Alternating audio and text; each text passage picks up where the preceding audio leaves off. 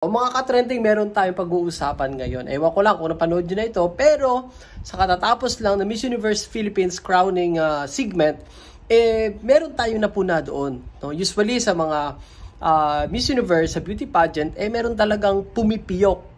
Pero alam nyo ba, no, kung sino sa mga contestant ang medyo bumigay ang kanilang pagsigaw na Miss Philippines, ganon. Ito naman, syempre, iba-iba yung lugar. Cebu, Negros, Bacolod, or Bacoor, or ano. So, panoorin nyo kung sino ang medyo bumitaw ang kanyang pagsigaw, yung kung saan niya nare-represent ang kanyang lugar. Ito, panoorin natin.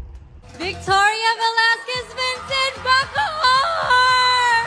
Bacoor! Victoria Velasquez